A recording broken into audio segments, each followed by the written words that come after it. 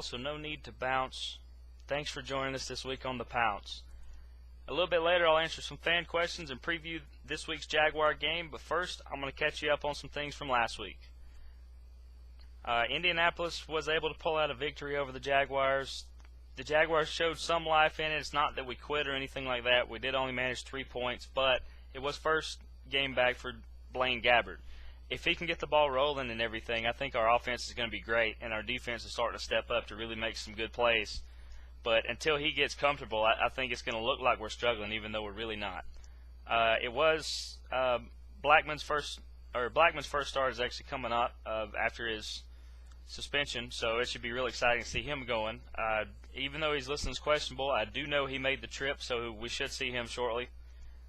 And the big news this week. Actually, a few things. We traded left tackle Eugene Monroe to Baltimore for a 4th and 5th round pick for next year. And while a lot of people thought this was a dumb move on our part, we actually did this on purpose. There's a reason we drafted Luke Joeckel this year.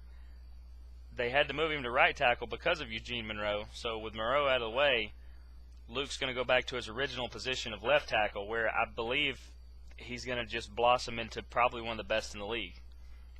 I hate to see Eugene go because he was such a great part of the Jaguars organization, but Luke Joeckel is by far going to be the guy of the future. I don't think we're going to have to worry about that side of the line anymore. Austin Pastore is going to be playing right tackle now with Cameron Bradfield as the backup, or maybe they'll be split in time one way or the other. But either way, I believe our line's still just as solid, if not slightly better than it was. No need to worry about Gabbert having to run for his life. We've done a pretty good job of not allowing so many sacks. But also the bigger news this week was that Mayor Brown and the council that was, or the deciding council on everything, have decided or made an agreement with the Jacksonville Jaguars on the stadium renovations.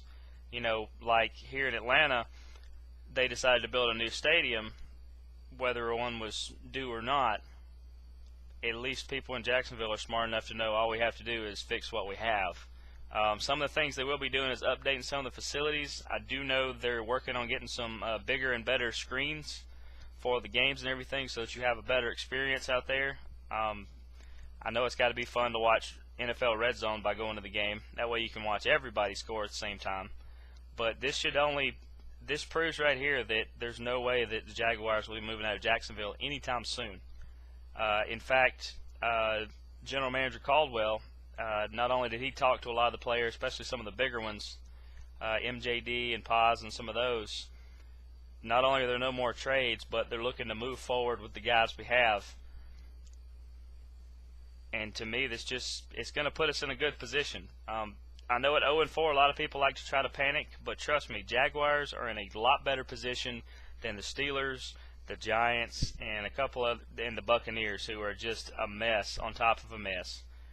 We actually have things progressively moving forward, and I think we're going to be a lot better off. I will jump to the fan questions I got this week. I appreciate you guys sending those in. I'll try not to mess up your names, as I will correct one. Downer Jag Fan, and you can catch him on Twitter as well, at Downer Jag Fan, asks, is MJD still the best player on the team? Well, just because there's so much talk about MJD, Maurice Jones-Drew, this week, I decided to rock the MJD jersey today.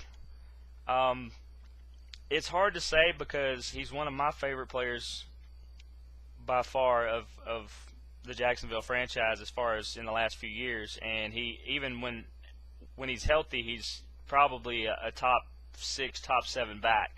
He's been a little dinged up in the last year or so, but there's so much talent on this Jag team that I would say conservatively I would put him in the top 3 or 4 of the team, because you could make an argument for all kinds of different people on this team. But to answer your question, is he the best player on the team?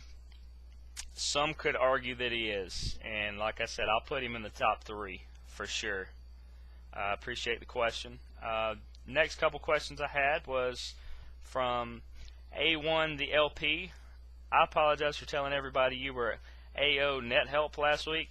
That was my mistake for not knowing what it was, but I do appreciate you sending in a couple more questions this week. And A1 the LP asked, are the Jaguars playing Gabbert to see if they need to get another quarterback next year, either through the draft or free agency? And what you're trying to say there is, are they playing Gabbert and Henne just to try to play out the year to determine if we need another quarterback or if we can go with the guys we have? I can't speak for the coaching staff or the general managers or front office here, but it's not a bad strategy. I do think that between Chad Henne, who is the better choice right now, and Blaine Gabbert, once he gets healthy and more accustomed, I think he'll play a little better. I believe we can go with one of those two guys down the road. Now, there was the wild rumor early this week that the Jaguars were trying to reach out to Tim Tebow because some people said, what do they have to lose? I think you would have to change a couple of personnel around, and I would still embrace Tim Tebow if he were to become a Jaguar, but I wouldn't look to that anytime soon. And I don't even think that Josh Freeman is a good candidate to come over. But once again, if they decide to make a move, then welcome Josh or welcome Tim, whichever works. And you actually had another question, also from A1 the LP. You said, would I draft Johnny Manziel or Jadeveon Clowney? It would depend on the team. I'm not real big on Manziel, but a lot of people aren't real big on Clowney.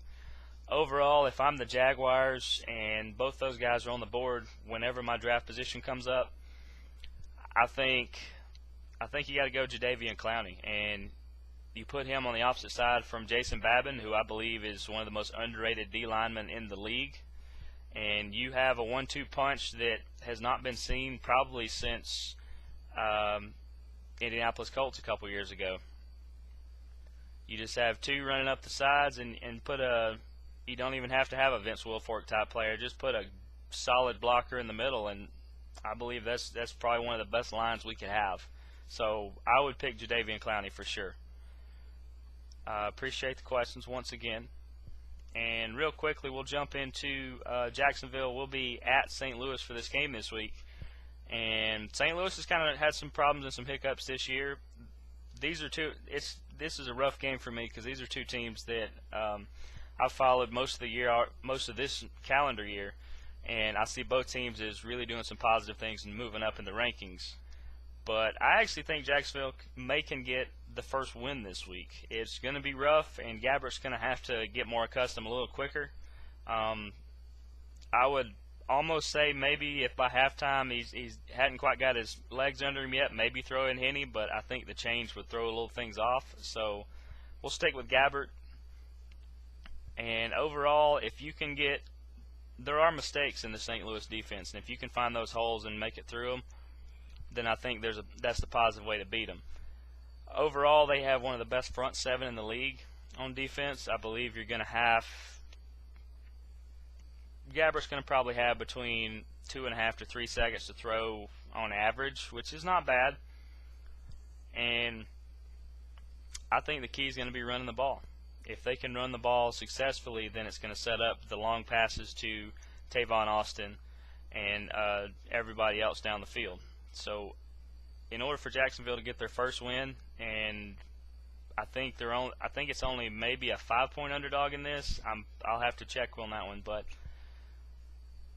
overall, I think, if I had to pick a winner of the game right now, I think it's almost a toss-up because the St. Louis Rams offense has not been exceptional, but the Jaguars are still trying to get everything rolling too. I think you're going to see two young defenses going head-to-head, and it's going to mirror an Alabama-LSU type game. I think it's going to be a real small score. You're looking probably 13-10, 14-10 the overall score. But it'll be fun to check into, and I hope everybody gets a chance to watch it. I'm Jeremy York. This has been the Pounce. We'll see you next week.